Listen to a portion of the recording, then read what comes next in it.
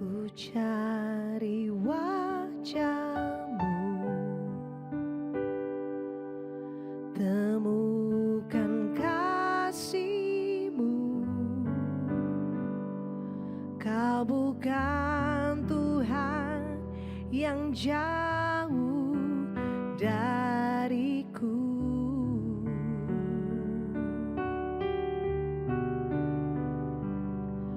Ku panggil nama-Mu, ku dengar jawab-Mu. Kau Tuhan yang selalu dengar seruan hatiku.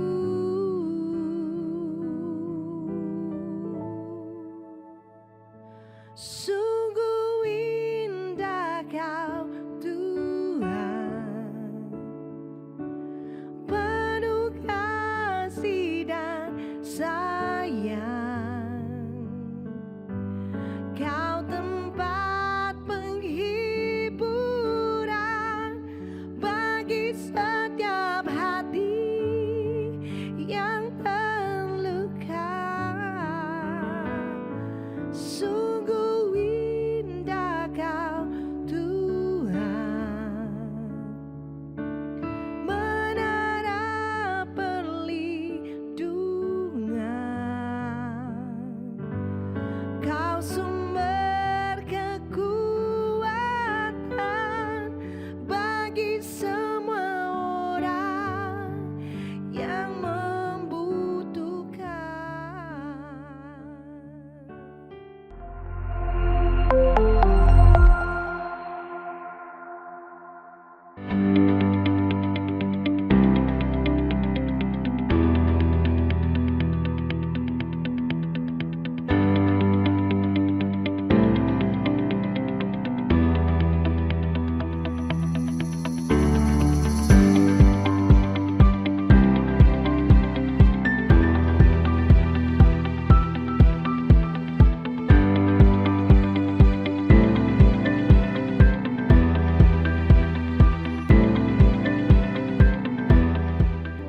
Mari kita satu hati dalam doa. Bapa yang baik, terima kasih buat kasih setia, buat kebaikan Tuhan dalam kehidupan kami.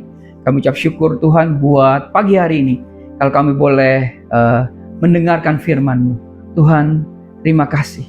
Kami mau belajar, kami boleh mengerti, memahami, bahkan mengaplikasikan firman-Mu, mengimplementasikan firman-Mu dalam kehidupan kami sehari-hari. Tuhan Yesus yang baik, hari ini kamu katakan kami siap mendengarkan firman-Mu. Dalam nama Yesus, haleluya. Amin. Shalom Bapak Ibu, Saudaraku, rekan-rekan terkasih, Jemaat Home CC dimanapun berada. Hari ini kita akan belajar sebuah tema yang mungkin agak enggak enak gitu ya. Tapi hari ini kita akan belajar bagaimana dalam tema ini, yaitu tema membuang sampah kehidupan. Bapak Ibu, Saudaraku, rekan-rekan terkasih, Jemaat Home CC dimanapun berada. Pernahkah kita merasa hidup ini berat? Seperti seorang pelari yang mencoba memenangkan lomba, tetapi kakinya terantuk dan tubuhnya penuh beban. Atau juga mungkin seorang pendaki yang ranselnya dipenuhi dengan batu, sehingga membuat setiap langkah terasa sulit dan melelahkan. Atau mungkin beban yang kita bawa bukanlah batu-batu yang terlihat, ya, tetapi seperti racun yang kita simpan di dalam botol dan kita bawa kemana-mana. Ya, racun itu adalah kepahitan, kemarahan, dendam, dan sakit hati yang kita pelihara dari luka-luka masa lalu.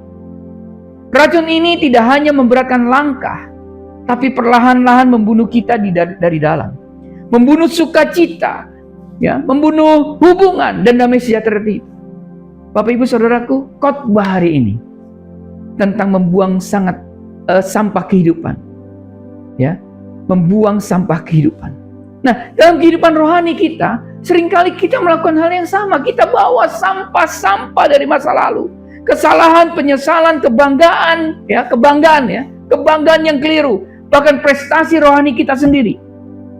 Tapi justru itu semua adalah sampah yang menghambat kita untuk maju di dalam Kristus. Bapak Ibu Saudaraku, hari ini kita akan belajar dari Rasul Paulus tentang bagaimana seni membuang sampah kehidupan. agar kita bisa berlari dengan lancar menuju panggilan kita di dalam Kristus. Katakan amin.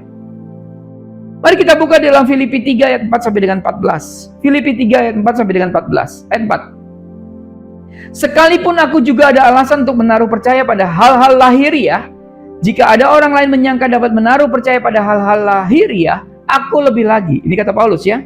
Ayat 5. Disunat pada hari ke-8 dari bangsa Israel, dari suku Benyamin, orang Ibrani asli, tentang pendirian terhadap hukum Taurat, aku orang Farisi. Ayat 6. Tentang kegiatan aku penganiaya jemaat. Perhatikan.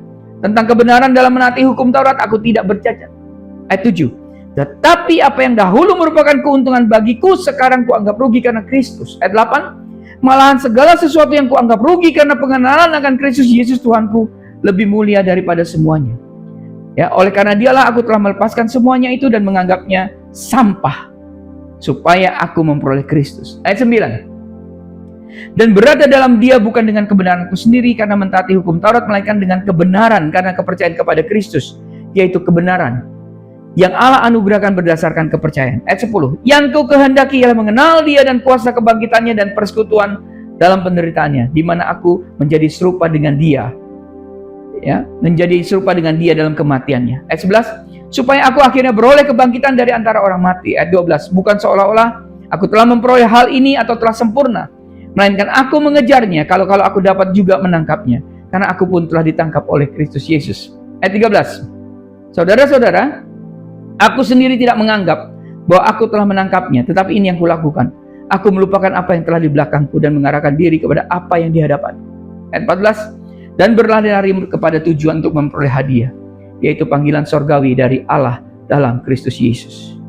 Bapak Ibu Saudaraku, rekan-rekan terkasih, jemaat Home Sisi dimanapun berada, mari kita belajar ya di dalam Filipi 3 ayat 4 sampai dengan 14 ini untuk dapat menangkap kebenaran firman Tuhan hari ini. Amin.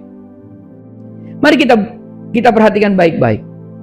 Bapak Ibu Saudaraku, yang pertama yang kita pelajari adalah bahwa sampah masa lalu itu bukan hanya kebanggaan tapi juga luka. Kalau kita perhatikan di dalam Filipi 4 ini, Filipi 3 ayat 4 dan juga sampai dengan 6 ya. Di sini Paulus memulai dengan memaparkan CV rohaninya. Ya, tadi kita baca. Ada sederet prestasi dan identitas yang sangat mengesankan di mata masyarakat Yahudi pada zamannya. Bayangkan ya, hal itu ketika kita lihat. Kalau Paulus dilihat dari silsilah murni, disunat pada hari ke-8. Ia bukan seorang proselit atau orang asing yang masuk Yahudi, tetapi lahir dari dalam perjanjian Allah. Dia asli orang Yahudi. Bangsa pilihan dari bangsa Israel, keturunan Abraham yang sah, itu Paulus. Suku terhormat dari suku Benyamin, suku yang melahirkan raja pertama Israel yaitu Saul, dan tetap setia kepada Yehuda. Ketaatan agamawi, dia adalah orang Farisi, golongan yang paling ketat dan dihormati karena apa? Menaati Taurat. Dia punya semangat yang membara. Perhatikan, penganiaya jemaat. Paulus menunjukkan kesetiaannya yang radikal kepada agama Yahudi dengan menganiaya gereja. Performansinya sempurna Bapak Ibu Saudaraku, tidak bercacat dalam hal performa keagamaan luar. Ia sempurna. Tapi perhatikan baik-baik. Ini adalah sampah yang paling berbahaya karena berkilau dan terlihat berharga. Bagi banyak orang ini adalah harta, ini adalah kebanggaan, identitas dan pencapaian kita. Mungkin bisa berupa gelar, jabatan, latar belakang keluarga, pelayanan kita, atau kesalehan yang kita pamerkan. Itu yang pertama. Kedua, kita perhatikan frase tentang kegiatan aku penganiaya jemaat.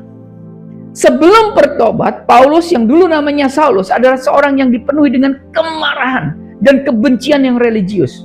Bayangkan, kemarahan dan kebencian dibalut dengan religius. Itu adalah bahan bakar yang mendorongnya untuk menganiaya pengikut Kristus. Paulus menyimpan sampah kemarahan itu dan menggunakan untuk tindakan yang keliru.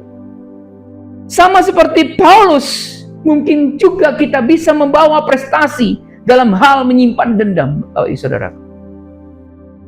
Kita bangga bahwa kita punya alasan untuk marah. Kita memelihara daftar kesalahan orang. Ini saya sebut namanya CV luka-luka. Kita bisa sebut. Sebagai apa? Sebagai alasan untuk membenarkan kepahitan yang ada dalam diri kita. Kita menganggap kepahitan itu sebagai perisai yang melindungi kita supaya kita tidak terluka lebih lanjut. Tetapi pada kenyataannya, Bapak Ibu Saudaraku, luka-luka yang kita bawa itu adalah sampah beracun yang justru melukai diri kita sendiri. Seperti Paulus yang membanggakan latar belakangnya, kita juga kadang membanggakan hak kita untuk marah dan juga bersedih hati. Jadi sampah masa lalu bukan hanya kebanggaan, tapi juga luka. Dan ini harus kita pelajari, Bapak Ibu Saudara. Yang kedua yang kita pelajari, titik balik. Bahwa kalau kita baca di dalam Filipi 3 ayat yang ke-7 dan ke-8, Filipi 3 ayat yang ke-7 sampai dengan yang ke-8, firman Tuhan katakan gini, tetapi apa yang dahulu merupakan keuntungan bagiku, sekarang kuanggap rugi karena Kristus. Ayat 8, malahan segala sesuatu kuanggap rugi karena pengenalan akan Kristus Yesus Tuhanku lebih mulia daripada semuanya. Oleh karena dialah aku telah melepaskan semuanya itu dan menganggapnya sampah supaya aku memperoleh Kristus. Pertama begini Bapak Ibu Saudaraku, kalau kita baca dalam Filipi 3 ayat 7 sampai dengan 8, pertama kita lihat, disinilah kita melihat perubahan paradigma yang radikal. Kata kuncinya adalah pengenalan akan Kristus Yesus.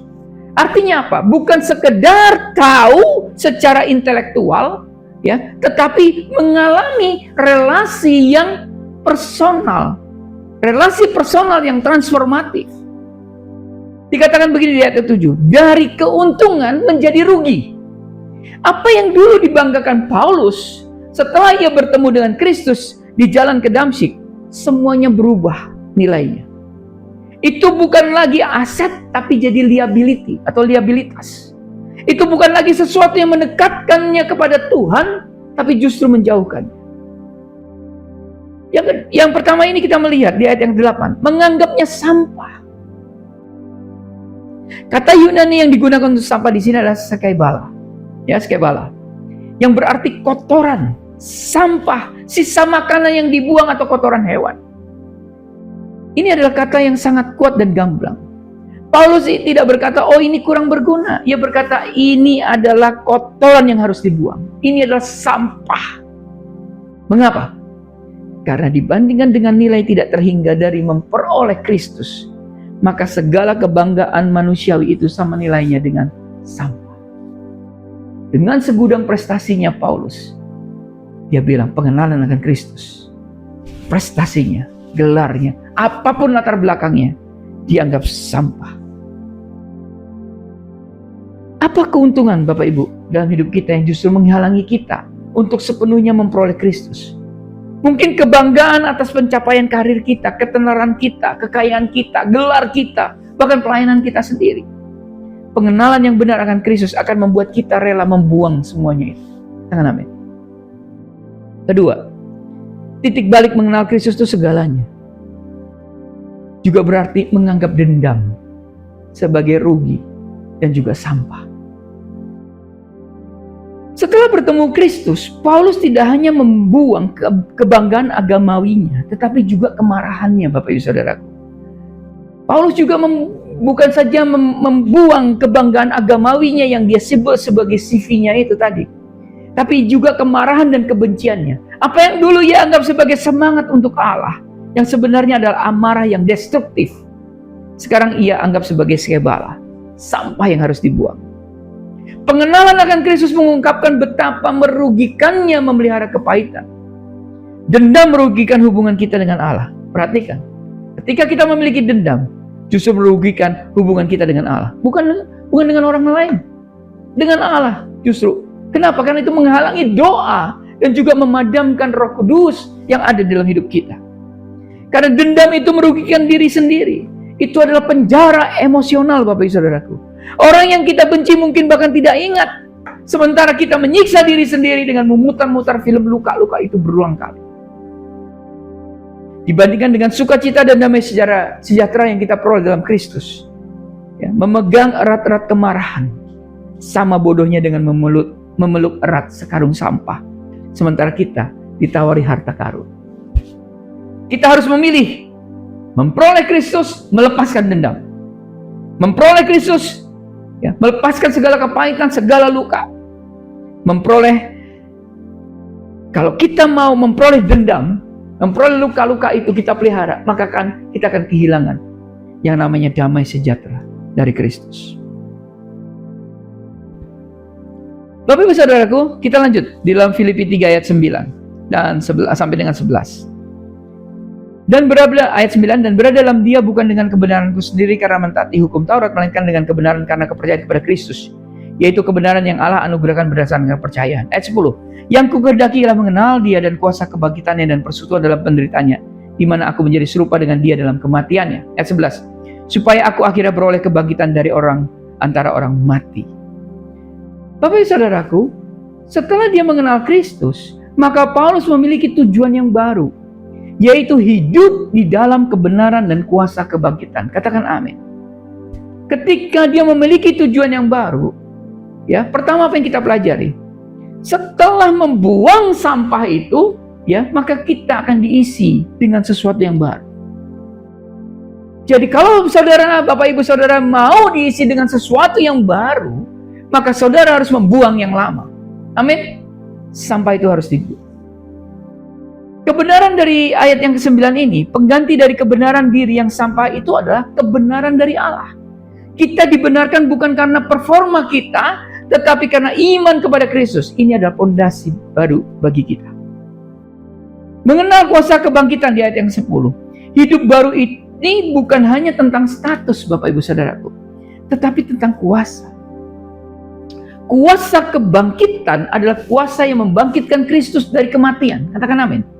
Dan kuasa itu, kuasa yang sama yang tersedia untuk membangkitkan kita dari area kematian dosa, kepahitan, dan kebiasaan lama kita. Dan apa yang kita dapati dari tujuan yang baru itu? Kita bersekutu dalam penderitaannya. Ayat yang 10. Proses pembersihan sampah seringkali melibatkan penderitaan. Kenapa? Karena melepaskan ego kita, keinginan daging kita, kemauan kita sendiri. Tetapi penderitaan ini adalah persekutuan dengan Kristus yang mengubahnya menjadi alat pembentuk karakter kita. Tujuan yang baru, di mana hidup dalam kebenaran dan kuasa kebangkitan, kita tidak bisa lagi hidup dalam dendam kita. Katakan amin. Seringkali kita memelihara kemarahan karena kita merasa ini adalah cara untuk membuat segala sesuatunya menjadi benar. Kita ingin keadilan ditegakkan. Kita ingin pihak yang bersalah menderita. Betul atau betul? Dengan kata lain, kita mencari kebenaran diri sendiri kita melalui dendam. Di ayat 9 memberikan solusi yang radikal, Bapak Ibu Saudara. Kita diajak untuk melepaskan upaya kita untuk membenarkan diri.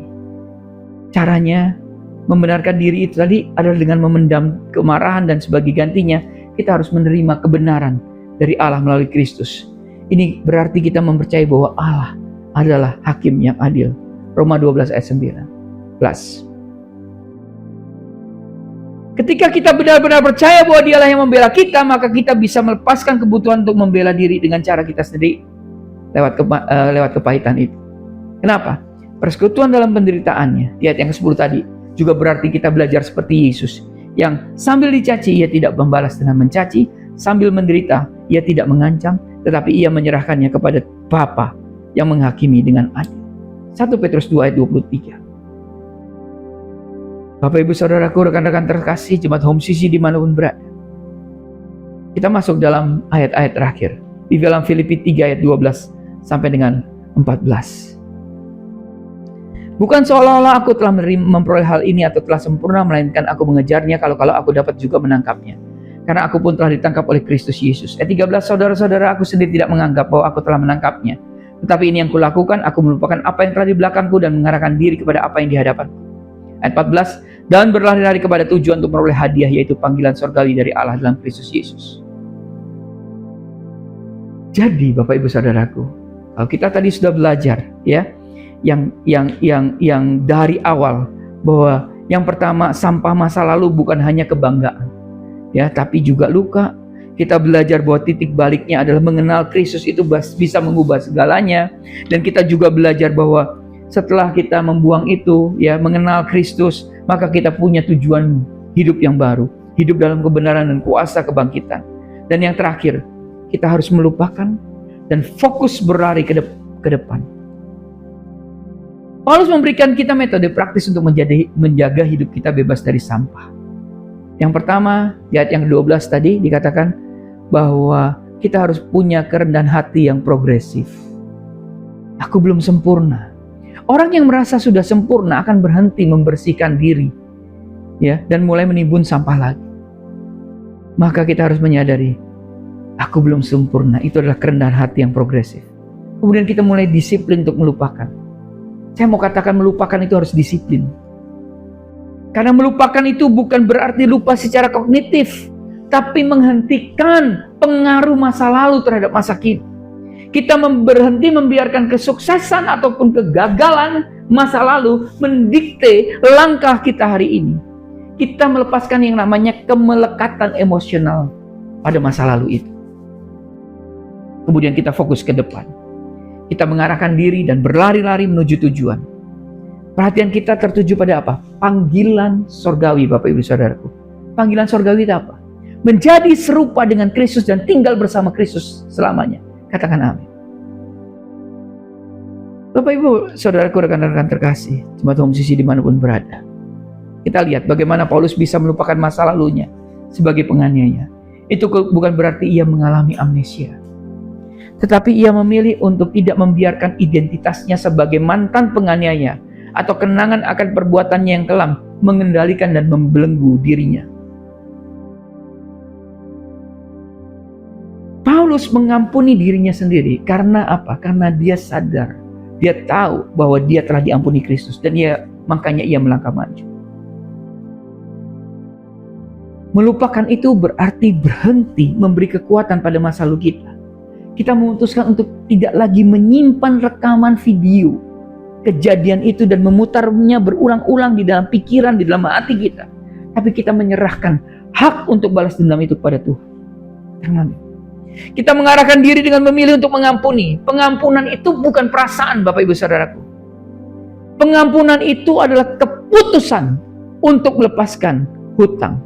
Itu adalah tindakan iman yang mengatakan, Tuhan, aku memilih untuk tidak menghukum orang ini lagi. Aku mempercayakan keadilan itu kepada Tuhan. Amin. Kita berlari dengan mengisi pikiran kita dengan hal-hal yang positif dan mulia. Melayani orang lain dan fokus energi kita pada panggilan Kristus ke depan.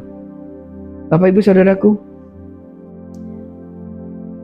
jemaat Home CC yang saya kasih dimanapun berada, hidup Kristen adalah sebuah perlombaan. Kita tidak bisa berlari dengan baik jika ransel kita penuh dengan sampah-sampah kehidupan. Hari ini, identifikasi sampah kita. Apa yang kita banggakan, yang bisa menjadi penghalang untuk sepenuhnya milik Kristus. Apa kegagalan dosa dan masa lalu yang terus ada dalam pikiran kita dan ternyata itu membelenggu kita. Buanglah itu di salib Kristus. Katakan amin. Bawa semua itu kepada Kristus. Akui bahwa kebanggaan kita adalah sampah dibandingkan dengan kemuliaan Kristus. Percaya bahwa kegagalan dan dosa kita telah diampuni dan dibayar lunas oleh darahnya. Serahkan semuanya. Amin. Kenali Kristus lebih dalam. Isi kekosongan itu dengan pengenalan akan Dia. Baca firman Tuhan, berdoa, nikmati persekutuan dengan Tuhan. Hanya pengenalan akan Tuhan yang bisa mengubah nilai segala sesuatu dalam hidup kita. Lari ke depan. Putuskan untuk melupakan apa yang di belakang. Setiap hari arahkan pandangan kita pada Yesus, tujuan iman, dan larilah menuju Dia. Bapak Ibu Saudaraku, rekan-rekan terkasih jemaat Home CC dimanapun berada. Semua sampah itu buanglah. Kristus yang disalibkan sambil mengampuni para penyiksanya memiliki kuasa untuk memerdekakan kita dari sampah ini. Serahkan pada Yesus, letakkan di kaki Yesus, di kaki salibnya, berlari dengan bebas menuju tujuan. Karena beban terdendam yang begitu berat bisa kita buang. Hari ini, Bapak Ibu Saudaraku, Tuhan Yesus mengajak kita untuk berhenti menjadi kolektor sampah. Amin. Dan Tuhan Yesus ingin kita menjadi pelari yang tangguh. Buang segala beban, dosa yang begitu merintangi, dan berlari dengan tekun dalam perlombaan yang diwajibkan bagi kita. Tuhan Yesus memberkati. Mari kita berdoa. Terima kasih Tuhan Yesus buat firman-Mu di pagi hari ini. Kami ucap syukur Tuhan, kalau kami sudah belajar bagaimana kami harus membuang sampah-sampah kehidupan. Bapa, ajar kami hari ini untuk mengidentifikasi sampah yang ada dalam kehidupan kami. Apa yang kami banggakan yang menjadi penghalang untuk sepenuhnya datang kepada Engkau, untuk sepenuhnya menjadi milik Engkau. Penghalang-penghalang itu Tuhan, yang penghalang-penghalang kebanggaan kami, kekayaan kami, kekuasaan kami, kepandaian kami, gelar kami, apapun jabatan kami Tuhan. Kalau itu yang kami banggakan ternyata menjadi penghalang untuk dekat pada Engkau. Bapa, ajar kami untuk mengidentifikasi. Ataukah sampah kami adalah kegagalan dan dosa masa lalu kami yang terus Tuhan kami pikirkan dan membuat kami terbelenggu. Tuhan, kami mau list ini Tuhan di hadapan-Mu. Kami mau bawa itu Tuhan ke salib Kristus saja. Kami mau bawa itu Tuhan, bahwa semua sampah ini Tuhan kami letakkan, kami akui bahwa kebanggaan kami adalah kami mengenal Engkau, bukan sampah ini. Tidak ada artinya sampah ini dibandingkan dengan kemuliaan Tuhan. Dan kami mau Tuhan mengenal Engkau lebih dalam, lebih dalam, lebih dalam.